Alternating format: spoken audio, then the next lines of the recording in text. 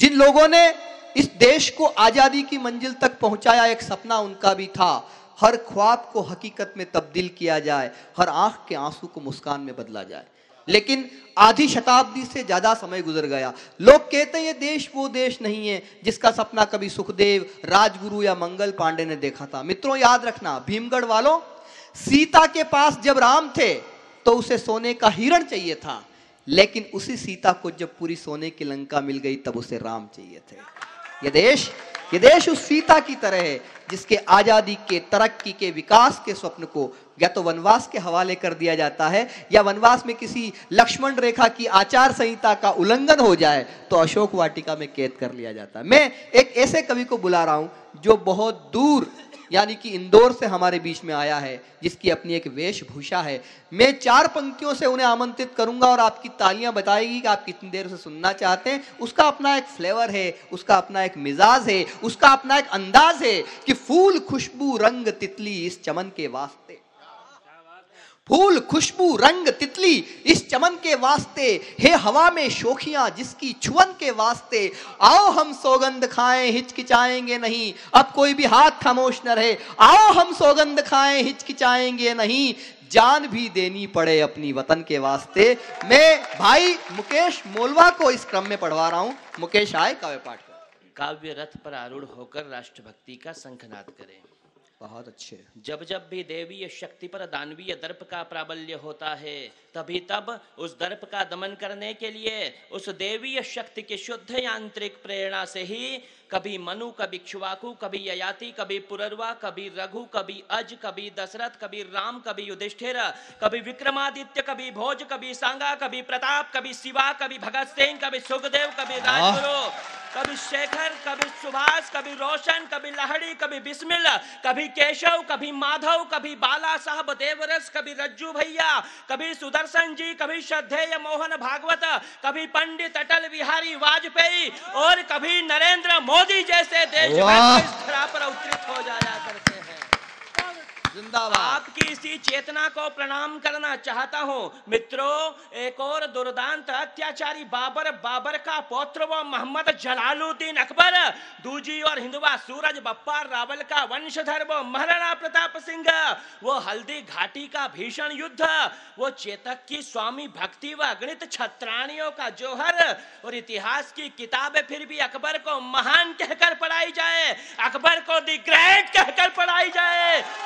और यदि भीमगढ़ में काव्य का रसास्वादन कर रहे देशभक्तों को इस बात का आभास हो कि अकबर को महान बतलाना महाराणा प्रताप की हल्दी घाटी को कलंकित करना है, अकबर को महान बतलाना चेतक की स्वामी भक्ति पर प्रश्न चिन्ह खड़े करना है, और अकबर को महान बतलाना उन छत्राणियों के जोहर पर कालिख पोतना है, तो एक बार अपनी तालियों का अभिषेक महाराणा प्रताप के मस्तक पर कर दीजिए।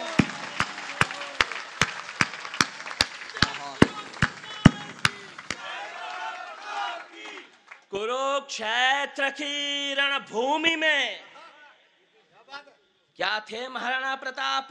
कुरुक्षेत्र की रणभूमि में जो पांचजन्य गुंजित हो जाता था, वैसी ही ध्वनि होती थी जब हल्दी घाटी में चेतक हिनहिनाता था। नील वर्णी अश्व की हट कायरता के कलंक धो जाती थी। जय मेवाड़ कहते ही राणा के भाले में भवानी प्रकट हो जाती थी। वाह, जय मेवाड़ कहते ही, जय मेवाड़ कहते ही राणा के भाले में भवानी प्रकट हो जाती थी। और क्या था हमारे महाराणा प्रताप के पास, जो मुट्ठी भर भीलों को भी साथ में लेकर उसने अकबर जैसे बड़े बादशाह को उसकी नानी याद दिला दी। आमंत्रण देता हूं आपके हृदय में विराजमान सनातन धर्म के उन संस्कारों को। जब हम 8 दिन जगदम्बिका की आराधना करते हैं तो 9वें दिन रामनवमी को मर्यादा पुरुषोत्तम का अवतार हो जाता है, और जब हम 9 दिन शक्ति की उपासना करते हैं तो 10वें दिन दशहरे को हम दशानन का वध कर दिया करते हैं। वाह। पंक्तियां पढ़ता हूं। हमारे महाराणा प्रताप के पास क्या शक्तियां थी। शैलपुत्री की शक्ति वो हिमालय साड़ा रहा, शैल पुत्री की शक्ति वो हिमालय सा अड़ा रहा, ब्रह्मचारिणी का बल ढाल बन खड़ा रहा, चंद्र घंटा की ध्वनि वेरियों में हाहाकार मचा दिया, मां कुष्मांडा की कृपा ने स्वाभिमानी इतिहास रचा दिया, कार्तिकेय जननी स्कंद माता ने दिव्य चेतना का वर दिया, परांबा कात्यायनी ने अतुलित शौर्य भर दिया, खड़गधारी शुभंकरी काल रात्रि मार्गदर्शक बनी, महामाया महागौरी पथ प्रदर्शक बनी, अणिमा गरिमा महिमा लघिमा प्राप्ति प्रकाम्य ईशित्व वशित्व सिद्धिदात्री की सिद्धिया संग में विपत्तियों से मुंह मोड़ा नहीं था, महाराणा का दिग्विजय योद्धा वो चेतक कोई साधारण घोड़ा नहीं था।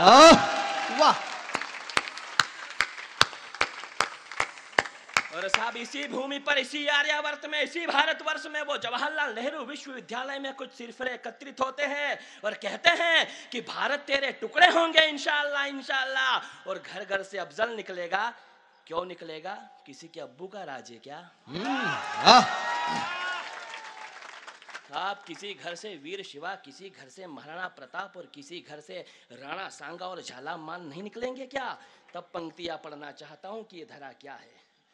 ये धरती महर्षि अगस्त की, ये धरती महर्षि अगस्त की जो पी गए समंदर को, ये धरती महर्षि अगस्त की जो पी गए समंदर को, ये धरती पोरस की जो नतमस्तक कर दे सिकंदर को, ये धरती दाहिर सेन की जो कासिम के आघात को सीने पर झेला करते, ये धरती शकुंतला पुत्र की जो बालपन में सिंहों से खेला करते, ये धरती नहीं है किसी बाबर हुमायूं अकबर या अफजल गुरु के बाप की, ये धरती तो है वीर शिवा और महाराणा प्रताप की।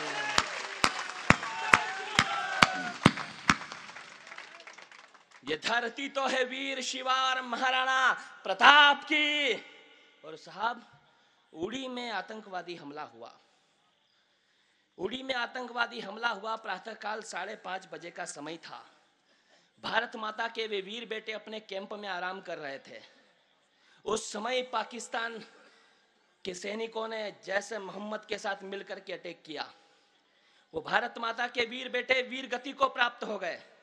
एक शिकायत मुझे मृत्यु के देवता से है, आदि देव से है, महादेव से है, और यदि मेरे मेवाड़ को यह लग जाए कि मेरी शिकायत ठीक है तो फिर बताना कि मैं सही कविता पढ़ रहा हूं। स्वागत। हमला हुआ 5:30 बजे प्रातः काल कि यूं लगा कि अश्वत्थामा ने पांचाली के पुत्रों पर घात किया। यूं लगा अश्वत्थामा ने पांचाली के पुत्रों पर घात किया। यूं लगा अभिमन्यु पर के कौरवों ने मिलकर के आघात किया हमला जबकि भारत माता के बेटे सोए थे। इस घटना पर स्वयं काल भैरव भी फूट फूट कर रोए थे। ए मृत्यु के देवता, यदि एक सैनिक को भी जगा देते तो जैसे मोहम्मद की क्या औकात, पूरे पाकिस्तान में आग लगा देते।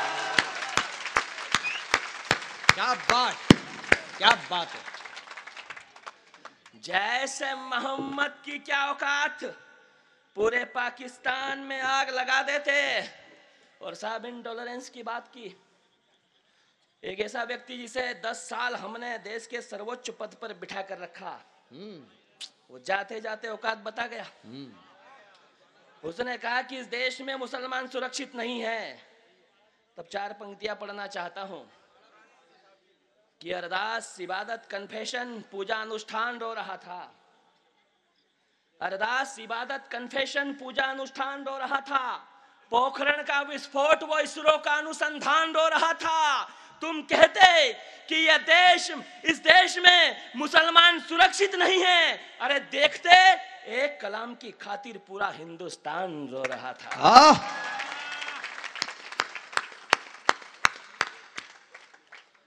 साहब 4 सैनिकों की पार्थिव देह बिहार में पटना के एयरपोर्ट पर पहुंचती है और वो बिहार का बदतमीज मंत्री पटना के सर्किट हाउस में आराम फरमा रहा होता है।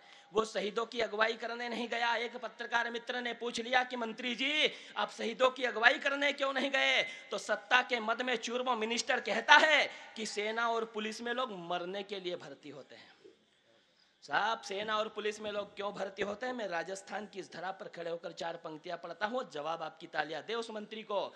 एक मंत्री जब ये भाषा बोले कि जो भी कुछ कहा मंत्री जी उसमें तुम्हारी कोई खता नहीं है, जो भी कुछ कहा मंत्री जी उसमें तुम्हारी कोई खता नहीं है। अरे वीर क्यों जन्मते शायद तुम्हें पता नहीं है, उत्तराखंड की भीषण त्रासदी में लोगों को बचाने तुम्हारे काका नहीं जाते, आतंकी हमलों में उग्रवादियों से भिड़ने तुम्हारे आका नहीं जाते।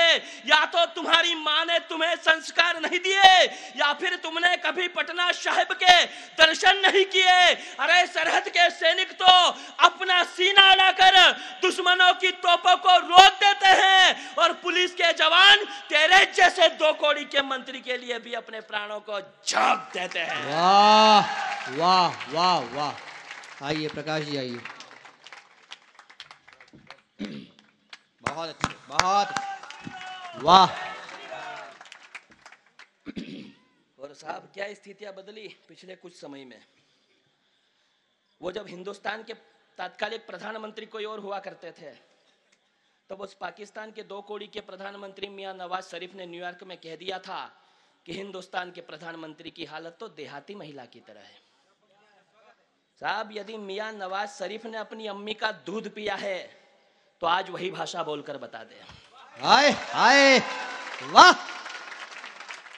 लेकिन साहब हम तो कवि हैं, हमें पीड़ा उस दिन भी हुई क्योंकि मनमोहन सिंह जैसे कमजोर इच्छा शक्ति वाले व्यक्तित्व की तुलना हिंदुस्तान की गांव की महिला से, हिंदुस्तान की देहात की महिला से कर दी। शायद वो मूर्ख यह नहीं जानता है कि हिंदुस्तान की गांव की महिला का क्या महत्व हुआ करता है, हिंदुस्तान की देहात की महिला का क्या महत्व हुआ करता है। मैं आप सभी के संस्कारों को जीना चाहता हूं, आपके संस्कारों को समर्पित करते हुए पंक्तियां पढ़ना चाहता हूं कि हिंदुस्तान की गांव की देहात की महिला का क्या महत्व हुआ करता है। स्वागत है।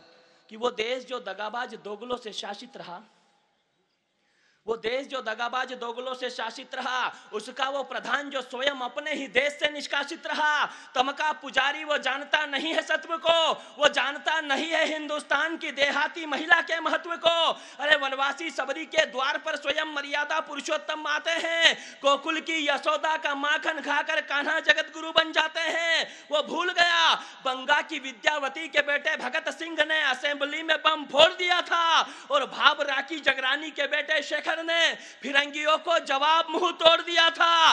वो भूल गया कारगिल के युद्ध में जिन बेटों के शौर्य ने उनके बोरिया बिस्तर समेटे थे, अरे सरहद पर लड़ने वाले सबसे ज्यादा देहाती मां के बेटे थे। बहुत सरहद पर लड़ने वाले सबसे ज्यादा देहाती मां के बेटे थे। वो मां जो सूरज से पहले उठकर गायों का दूध दुहा करती है, वो दृश्य केवल आप और हम लोग देख सकते हैं कि वो माँ जो सूरज से पहले उठकर गायों का दूध दुहा करती है, वो दादी जो झोपड़ी में रहकर भी पोतों की सलामती की दुआ करती है, वो बहिना जो गोबर सने हाथों से भाई के लाड़ लड़ाया करती है, वो काकी जो गालियां देकर भी जिंदगी के सबक पढ़ाया करती है, वो फसल काटने वाली, वो गोबर बिनने वाली, अरे सबकी सभी स्वाभिमान हमारी है। बतला मियां नवाज शरीफ, एक भगोड़े से अधिक क्या औकात तुम्हारी है। क्या बात है, वाह जिंदाबाद, बहुत अच्छे मुकेश। और उठी आवाज साहब, उठती है आवाज इस देश में कि हम भारत माता की जय नहीं बोलेंगे। कुछ लोगों ने कहा कि हम भारत माता की जय नहीं बोलेंगे। 4 पंक्तियां मेवाड़ की इस वीर भूमि पर देशभक्तों के बीच में पढ़ना चाहता हूं कि भारत माता की जय घोष करने का अधिकार किन लोगों को होना चाहिए। कि 7 सुरों को मिलाकर एक लय बोले, 7 सुरों को मिलाकर एक लय बोले, तुलजा भवानी के सिंह की भांति होकर निर्भय बोले, जिसकी रगों में हो अपने पिता का खून, केवल वो ही भारत माता की जय बोले। भारत माता की। ऐसे नहीं साहब, मेवाड़ में इस तरह से भारत माता का जय घोष नहीं होता है। मेवाड़ में तो फिर सिंहों की तरह होना चाहिए। एक बार पूरा सदन एक सिंहनाद करे, भारत माता की, भारत माता की, भारत माता की, वंदे वंदे वंदे।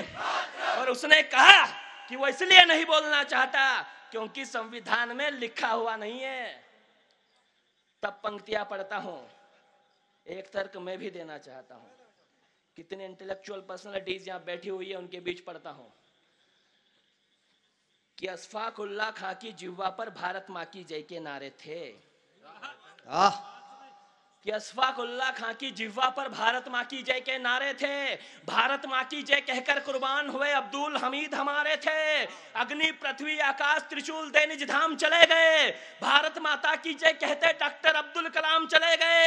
और तुम कहते कि भारत मां की जय किसी विधान में लिखा नहीं, इस मां माटी का वंदन संविधान में लिखा नहीं। तो सुनो, ये उल जुलूल बकना संविधान में लिखा नहीं, ये बकरे जैसी दाढ़ी रखना संविधान में लिखा नहीं।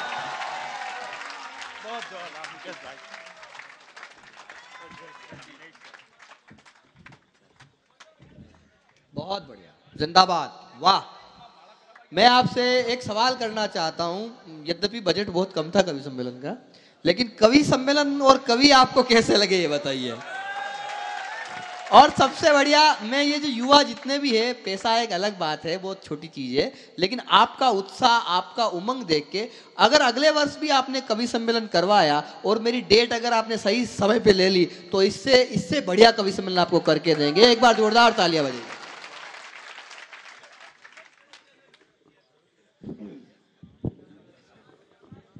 समझ गए। एक बार ताली बजा दीजिए, मैं फिर बहुत अच्छा मुकेश, बहुत अच्छे। वापस पढ़ना है। एक तो मैं बैठना चाह रहा था, इन्होंने माला लाकर बैठने नहीं दिया, ऊपर से फिर पंक्तियां वापस, फिर आपकी तालियां दुगनी होनी चाहिए। बहुत। कि अशफाक उल्लाह खां की जिह्वा पर भारत मां की जय के नारे थे। अशफाक उल्लाह खां की जिह्वा पर भारत मां की जय के नारे थे। भारत मां की जय कहकर कुर्बान हुए अब्दुल हमीद हमारे थे। अग्नि पृथ्वी आकाश त्रिशूल दे निज धाम चले गए। भारत माता की जय कहते डॉक्टर अब्दुल कलाम चले गए। और तुम कहते कि भारत मां की जय किसी विधान में लिखा नहीं, इस मां माटी का वंदन संविधान में लिखा नहीं। तो सुनो, ये उल जुलूल बकना संविधान में लिखा नहीं, ये बकरे जैसी दाढ़ी रखना संविधान में लिखा नहीं।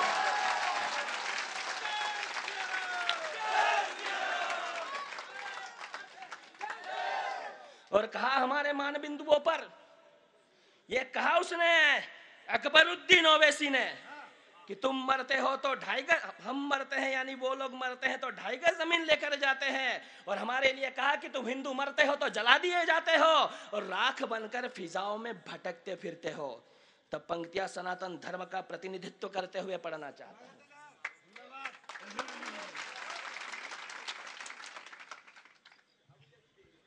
लोकेश भैया, उस मूर्ख को कभी रामदेव जी की समाधि लाकर दिखाओ कि हमारे यहाँ भी जीवित समाधि लेने वाले हैं। हाय हाय। पंक्तियां पढ़ना चाहता हूं कि वो मूर्ख जो समझ ही नहीं पाया अशफाक उल्लाह और अब्दुल हमीद के बलिदानी संदेशों को। वो मूर्ख जो समझ ही नहीं पाया अशफाक उल्लाह और अब्दुल हमीद के बलिदानी संदेशों को, वो भला क्या समझ पाएगा सनातन धर्म के उपदेशों को। हिरण्यकश्यप ने नहीं स्वीकारा क्षीर सागर के स्वामी की सत्ता को, और महिषासुर ने भी नहीं माना मां दुर्गेश्वरी की महत्ता को। दाधीची ने हड्डियों का दान दिया, महादेव ने कालकुट विष को पचा लिया था। अरे बात थी विश्वास की तो जलती होलिका की गोद से भी प्रहलाद को बचा लिया था। वाह, जिंदाबाद जिंदाबाद मुकेश, वाह क्या बात है। बात थी विश्वास की तो जलती होलिका की गोद से भी प्रहलाद को बचा लिया था। स्वधर्मे निधनम श्रेयः, वो शकीबुर रहमान संसद भवन में खड़े होकर यह कहता है कि मैं वंदे मातरम नहीं गा सकता क्योंकि मेरा मजहब मुझे इस बात की इजाजत नहीं देता।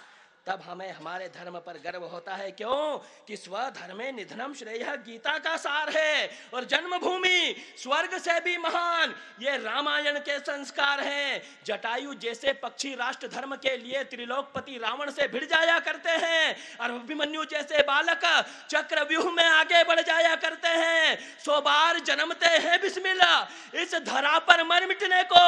उस दुष्ट ने कह दिया कि हम राख बनकर फिजाओं में खो जाते हैं। वो मूर्ख नहीं जानता कि हम पंच महाभूतों में विलीन हो जाते हैं। वाह भाई वाह मुकेश, क्या भाषा, क्या शोष्टव, क्या संस्कार, बहुत अच्छा। और साहब, इस देश में मर्यादा पुरुषोत्तम राम पर उंगली उठाने का हर अधिकार हर किसी 2 कौड़ी के व्यक्ति को दे दिया गया। 2 कौड़ी भी नहीं साहब, और -2 कौड़ी। कि विश्रवा पुत्र के पांडित्य पर केकसी के कुल का साया था। क्या है हमारे राम हमारे लिए? विश्रवा पुत्र के पांडित्य पर केकसी के कुल का साया था, और कैलाशपति से चंद्रहास पाकर वो और अधिक भरमाया था। वो दंड बना दिया अभिमानी को ब्रह्मा जी के वर ने, किसी को कुछ नहीं समझा। त्रिलोक में हाहाकार मचाया 10 कंधर ने, तो धर्म की दुर्दशा देख सकल सृष्टि घबराई। और त्राहिमाम त्राहिमाम बोलती वसुंधरा हरि की शरण में आई, तो सूर्यवंशी दशरथ ने भी जन्मों के शुभ कर्मों के फल पाए थे। विप्र धेनुसुर संत हित रघुवर वसुंधरा पर आए थे। वध किया ताड़का का और मार गिराया खरदूषण को। अरे जन्मा ही नहीं कह दिया हराम खोरों ने रघुकुल भूषण को। शिव धनु तोड़ा जनक नंदिनी का वरण किया, मुनिवेश बना लंकापति ने जगत जननी का हरण किया। तो एक राम भक्त ने बजा दिया सनातन धर्म का डंका।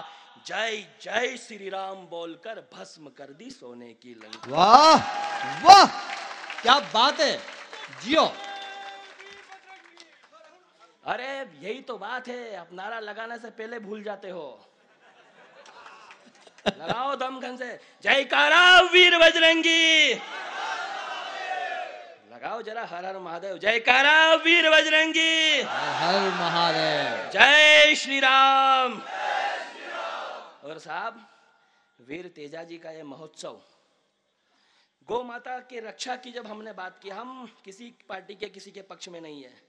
पिछले दिनों इस देश के प्रधानमंत्री ने कहा कि गोरक्षक गुंडागिर्दी करते हैं। माफ करना, मां सरस्वती के शारदे के मंच पर खड़े होकर बोलता हूं कि मोदी जी, ये वही गुंडे हैं जिन्होंने आपको प्रधानमंत्री बना दिया है। कल तक तो हमारा हर काम आपको अच्छा लगता था, आज बुरा लगता है। ये कुर्सी का मोह नहीं तो और क्या है। तब पंक्तियां पढ़ता हूं साहब कि हमारी गौ माता हमारे लिए क्या हुआ करती है। हमारी गौ माता हमारे लिए क्या हुआ करती है। पंक्तियां आप जैसे देशभक्तों को, गौ पालकों के बीच में, गोविंदों के बीच में पंक्तियां पढ़ता हूं कि पर्जन्य नामक देवता क्षीरधार। हमने कहा कि लॉयंस सेव लॉयंस, हमने कहा कि कबूतर बचने चाहिए, शेर बचने चाहिए। कहा कि ये तो मानवतावादी लोग हैं, लेकिन हमने कहा हमारी गौ माता बचनी चाहिए। कहा आवाज उठी, यू आर कम्युनल, तुम सांप्रदायिक लोग हो।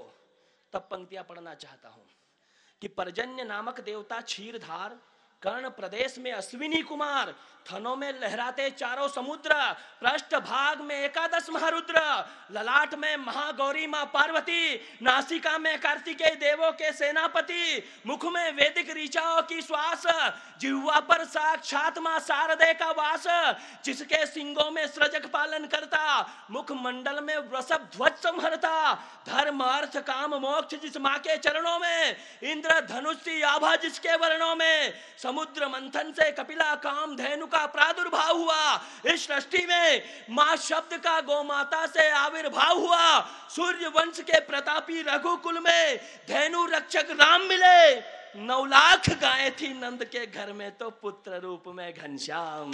वाह।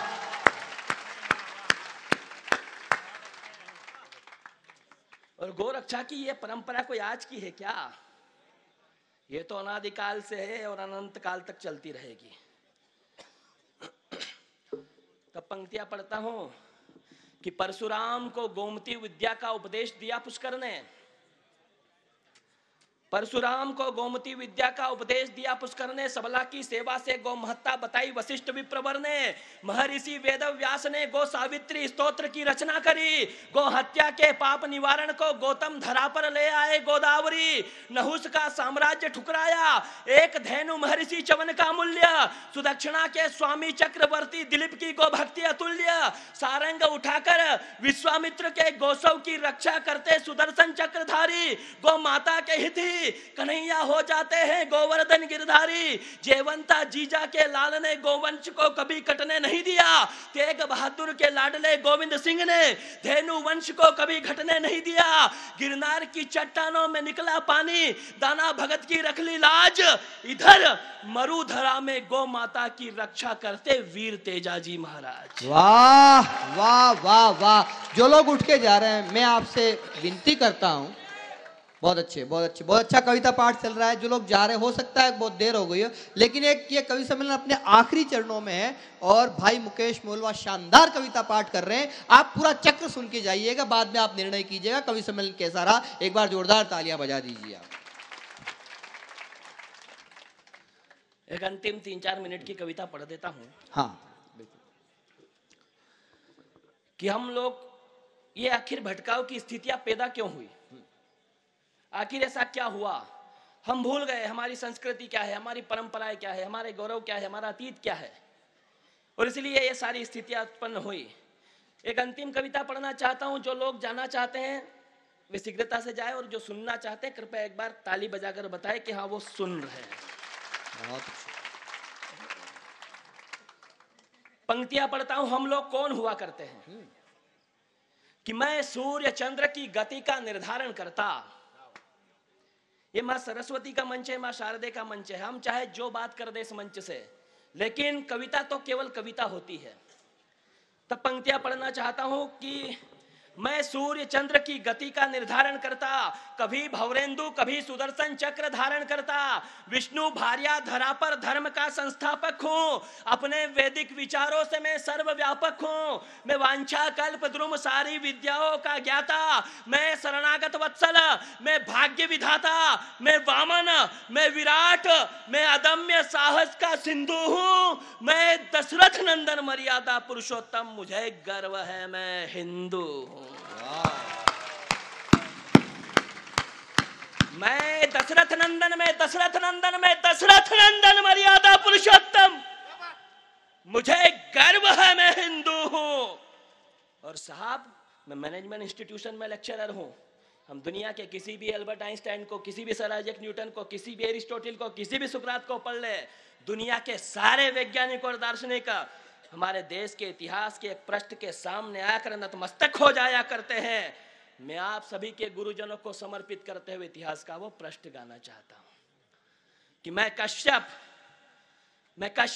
अंगिरा, गौतम, वशिष्ठ, विश्वामित्र हूं। और बात मत करना उन बाबाओं की जो इस संत परंपरा को कलंकित करते हैं। बहुत अच्छी, माफ करना साहब, गौरवशाली परंपरा है जिन्होंने सभ्यता और संस्कृति की रचना की है। और वो क्या गौरव है, पंक्तियां पढ़ना चाहता हूं कि मैं कश्यप, अंगिरा, गौतम, वशिष्ठ, विश्वामित्र हूं, मैं दुर्वासा, पाराशर, कृष्ण, द्वैपायन का चरित्र हूं, मैं चरक, जाजली, अत्रि, मैत्रेय, भरद्वाज में शल्य हूं, अरे चरवाहे को चंद्रगुप्त बना देता मैं कौटिल्य हूं, मैं सांदीपनी जगत गुरु श्री कृष्ण का आचार्य हूं, मैं अद्वैत वेदांत का प्रणेता मैं आद्य शंकराचार्य हूं, मैं विस्तारक अखिल ब्रह्मांड का मैं सृष्टि का सृजक बिंदु हूं, मैं भुवनेश्वरी का लाल विवेकानंद, मुझे गर्व है मैं हिंदू। वाह वाह मुकेश जियो, बहुत अच्छे। और साहब जिस मंच पर इस काव्य परंपरा के महर्षि सेठदान चारण बैठे हो, जिस मंच पर काव्य के हर विधा के विशेषज्ञ लोकेश जी महाकाली बैठे हो, जहां पर संपत सुरीला जैसे शानदार पेरोडीकार हो, और जिस मंच पर दीपक पारिक जैसा विद्वान व्यक्ति हो, उस मंच पर कविता पढ़ता हूं जहां सोहनदत्त जी चौधरी ने हमारे संस्कारों की कविता पढ़ी। अभी साहब एक बात और कहना चाहता हूं, ये जो संचालक है राव आजाद शत्रु जी, आप हमारे इस अंचल में इतने लोगों के बीच में आज ये संचालन कर रहे हैं, लेकिन दिल्ली का चाहे फिरोज शाह कोटला स्टेडियम हो, चाहे मुंबई का वामखेड़े स्टेडियम या फिर अहमदाबाद का सरदार पटेल स्टेडियम, लाखों लोग जिन्हें सुनने के लिए आतुर हुआ करते हैं। कितने शंकराचार्यों, आचार्यों और महंतों का आशीर्वाद जिन्हें प्राप्त है। ऐसे राव अजात शत्रु जी के संयोजन में बहुत शानदार टीम यहाँ पर जुटाई गई है। भाई अश्विनी कुमार और इन सब के सम्मान में मैं चाहता हूं कि एक बार जोरदार पूरा सदन। बहुत अच्छे मुकेश, वाह। और हम कौन लोग हैं साहब? हमारे ideal, who are our ideals? कौन है वो? हकला शाहरुख खान, वो टकला सलमान खान, ये वो आमिर खान जिसकी बीवी को यह दशा सजू नजर आता है? नहीं साहब, हमारे आदर्श ये दो कौड़ी के लोग नहीं हो सकते हैं। तब पंक्तियां पढ़ना चाहता हूं कि मैं देवासुर संग्राम में देवताओं की सेना का नायक हूं। और ये क्या रोज उठकर पाकिस्तान पाकिस्तान, ये डोकलाम फालतू बातें, सब बिल्कुल फालतू बातें हैं। जिस तरह के परिणाम उत्तर प्रदेश ने दिए हैं, वो परिणाम यदि 2-4 वर्षों तक और आ गए तो हो सकता है कि पाकिस्तान के मुख्यमंत्री भी कोई योगी आदित्यनाथ जैसे व्यक्ति को हम बना दें। वाह वाह। तो पंक्तियां पढ़ना चाहता हूं कि आखिर हम लोग कौन हैं? मैं देवासुर संग्राम में देवताओं की सेना का नायक हूं। मैं क्षुवाकु अनेकों बार देवराज इंद्र का सहायक हूं। मैं भागीरथ गंगा को धरा पर लाया धरणी के उद्धार को। अभिमन्यु बनकर सह जाता हूं वैरियों के वार को। अश्वमेध अश्व को रोकते लवकुश का ओज में।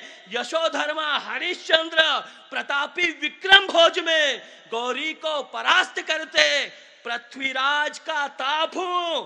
अकबर दी ग्रेट को धूल चटाने वाला मैं महाराणा प्रताप। वाह, बहुत अच्छे मुकेश।